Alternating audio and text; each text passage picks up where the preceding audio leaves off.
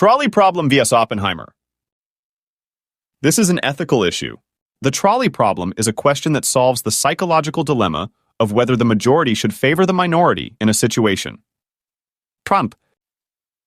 After reading this question, one of the most talked about philosophical paradoxes, the trolley problem. When you've seen this question, you probably think of an initial answer like 9 out of 10 people answered that should forfeit up with only one person. There is no objective solution to trolley problem.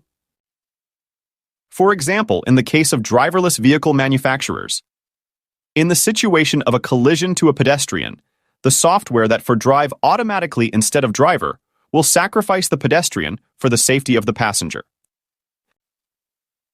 We are still facing a kind of trolley problem, whether to sacrifice the passenger's life by driving the car to the side of the road for the safety of pedestrians. A good example of this is Operation Dynamo, the evacuation of Allied troops from Dunkirk Beach during World War II, when British Royal Air Force, knowing that its airmen were not strong enough to fight the German, had to divert their attention to death in order to evacuate more than 300,000 tired soldiers.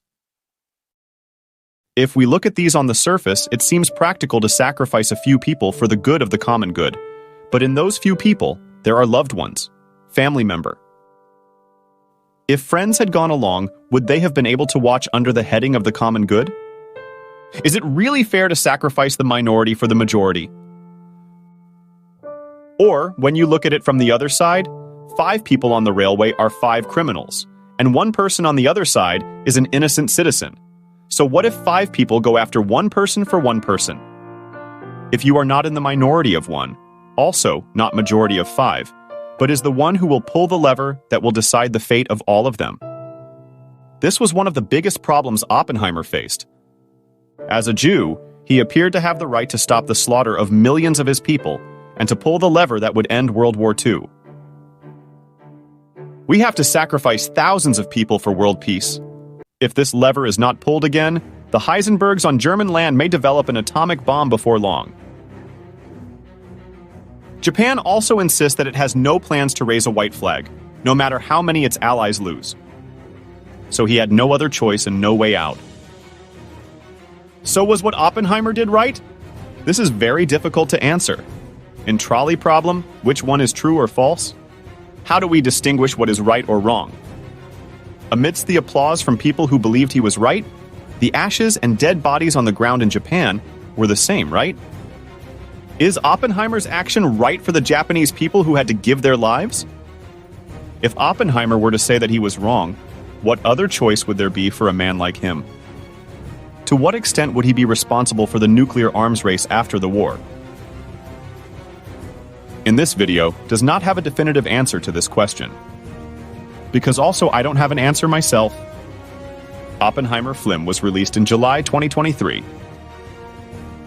After watching the Oppenheimer film, became even more convinced that the trolley problem remains unsolved.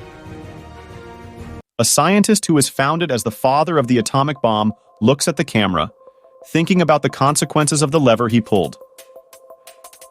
Some people laughed, some people cried, many people remained silent. I am death. He has been the one who destroyed the world. His voice cracked and tears welled up as he spoke.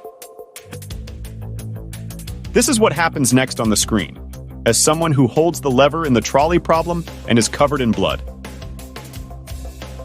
How do you make decisions when you're the one holding the levers like Oppenheimer? How do you deal with the consequences of your decision? Thank you for watching. If you like this video, please like, subscribe, and share, and also noti bell to know when we upload new videos.